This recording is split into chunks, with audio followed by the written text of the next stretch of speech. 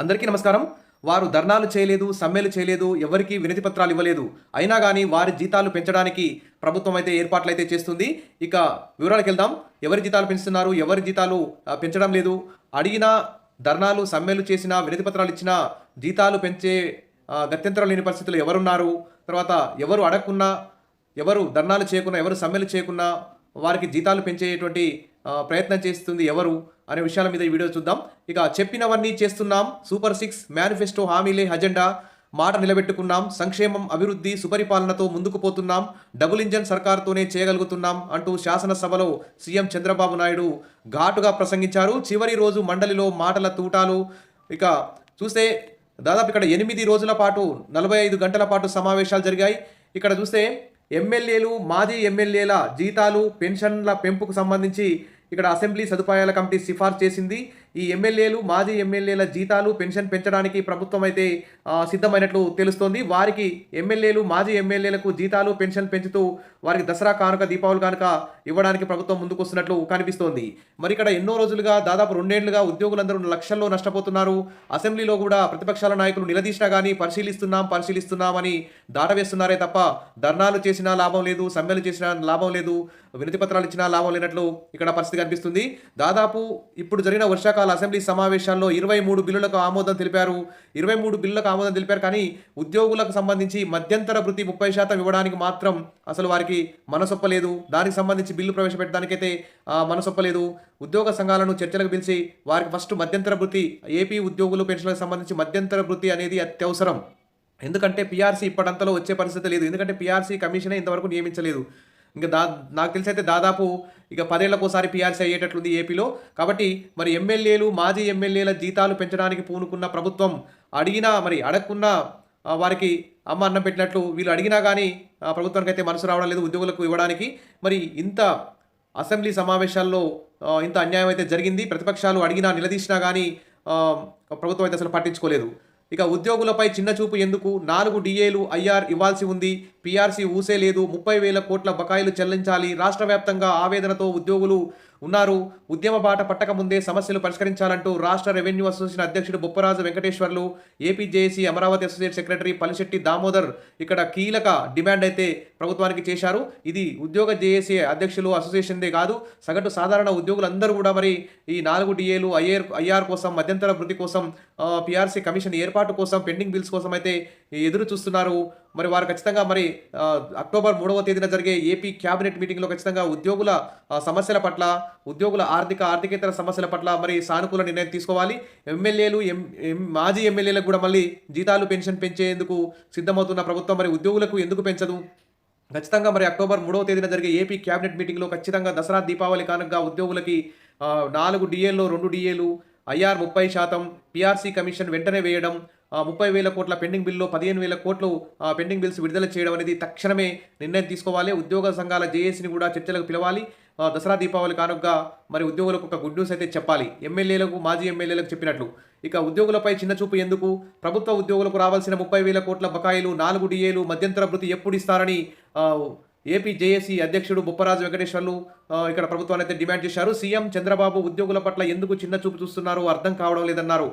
ఇక్కడ ఈ సందర్భంగా వారు మాట్లాడుతూ, ఎన్నికల ముందు చంద్రబాబు, పవన్ కళ్యాణ్ ఉద్యోగులకు మంచి పీఆర్సీ ఇస్తాం, మంచి డిఏ ఇస్తాం, మంచి ఐఆర్ ఇస్తామని అనేక హామీలు ఇచ్చారని, వాటిని అమలు చేయడానికి మాత్రం ముందుకు రావడం లేదని మండిపడ్డారు. పీఆర్సీ వేస్తామని చెప్పి ఇప్పుడు దాని ఊసే ఎత్తడం లేదన్నారు.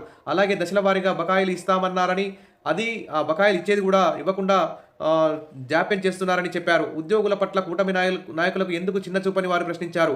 ఉద్యోగులు కోరుకున్న 12వ పీఆర్సీ 2023 జూలైలోనే వేయాల్సిన పీఆర్సీని నేటికి వేయడం లేదని నాయకులు ఆవేదన వ్యక్తం చేస్తున్నారు.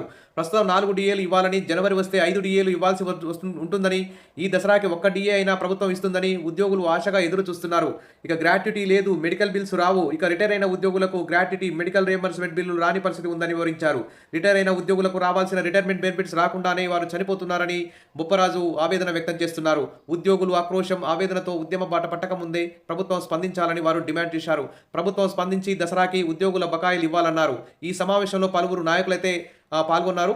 ఇది చాలా అన్యాయమైనటువంటి విషయం. సగటు సాధారణ ఉద్యోగులందరూ కూడా చాలా బాధపడుతున్నారు. ఇక్కడ ఎమ్మెల్యేలు ఎవరు మా జీతాలు పెంచమని అడగలేదు. మాజీ ఎమ్మెల్యేలు ఎవరు మా జీతాలు పెంచమని అడగలేదు. ఎమ్మెల్యేలకు పెన్షన్ పెంచమని ఎవరు కూడా అడగలేదు. మరి అసెంబ్లీ సదుపాయాల కమిటీ మాత్రం వెంటనే వారికి సిఫార్సు చేసింది. ప్రభుత్వం కూడా ఆమోద ముద్ర వేయడానికి రెడీగా ఉంది. మరి వీరికైతే అసెంబ్లీ కమిటీ సిఫార్సు చేసింది. మరి పీఆర్సీ కమిటీని ఉద్యోగులకు ఎందుకు వేయడం లేదు? మరి ఉద్యోగులు ప్రభుత్వంలో భాగం కాదా? మరి వివిధ వర్గాల ప్రజలకు లక్షల కోట్లు పెట్టి వివిధ పథకాలు అయితే అమలు చేస్తున్నారు. ఇక్కడ సభలో సీఎం చంద్రబాబు నాయుడు చెప్తున్నారు, సూపర్ 6 అమలులో లక్ష్యాన్ని చేరుకుంటున్నాం.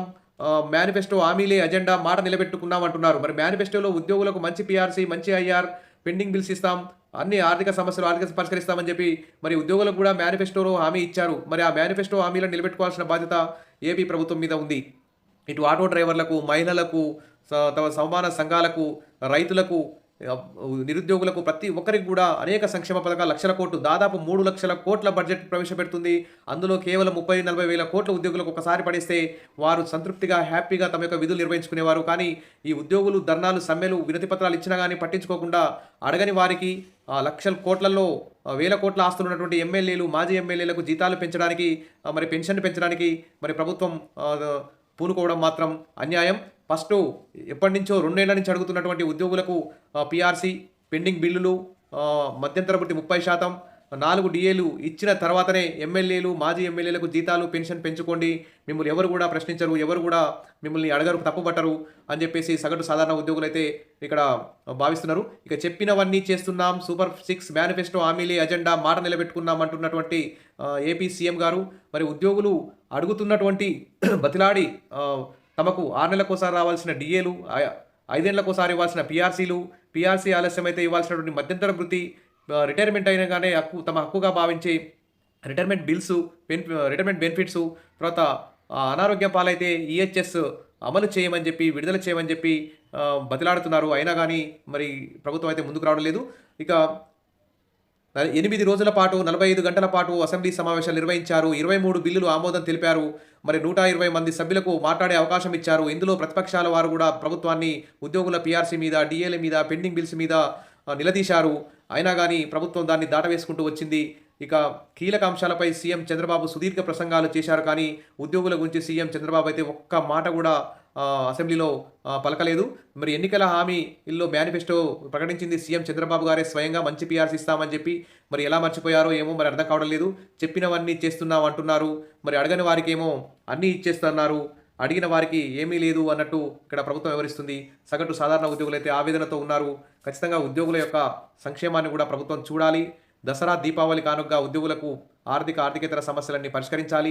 అక్టోబర్ 3వ తేదీన జరిగే ఏపీ క్యాబినెట్ మీటింగ్లో ఖచ్చితంగా ఉద్యోగ జేఏసీ యొక్క డిమాండ్స్ అన్నింటినీ పరిష్కరించాలి. ఉద్యోగుల్లో ఉన్న అసంతృప్తిని తొలగించాలి. తర్వాత మీరు స్థానిక సంస్థల ఎన్నికలకు కూడా వెళ్తే ఉద్యోగులు హ్యాపీగా తమ యొక్క విధులు నిర్వహించి మీకు ఎక్కువ సీట్లు గెలుచుకునే అవకాశం ఉంటుంది. కాబట్టి ప్రభుత్వం ఆ దిశగా చర్యలు తీసుకుంటుందని. ఫస్ట్ అయితే ఎమ్మెల్యేలు, మాజీ ఎమ్మెల్యేల జీతాలు, పెన్షన్ పెంచడానికంటే ముందు అత్యవసరంగా ఉద్యోగులకి పెంచాల్సిన అవసరం ఉంది. ఎందుకంటే జీతాల మీదనే, పెన్షన్ల మీదనే జీవించేటువంటి ఉద్యోగులు చాలామంది ఉన్నారు. కాబట్టి ప్రభుత్వం మానవతా దృక్పథంతో ఆలోచించాలి. సాధారణంగా అయితే వాళ్ళ హక్కులు అవి, డిఏలు, పీఆర్సీలు, మధ్యంతర ఇవన్నీ హక్కులు. కానీ ఇప్పుడు బదిలాడాల్సినటువంటి పరిస్థితి వచ్చింది. కాబట్టి అందరూ కూడా బాధపడుతూ అడుగుతున్నారు. తప్పకుండా మరి అక్టోబర్ 3న క్యాబినెట్ మీటింగ్లో కీలక నిర్ణయం తీసుకుంటారని చెప్పేసి కోరుకుందాం. Wish all the best. మరిన్ని అప్డేట్స్ కోసం మన ఛానల్ని సబ్స్క్రైబ్ చేసుకోండి. వీడియోస్ అయితే లైక్ చేయండి. Thank you.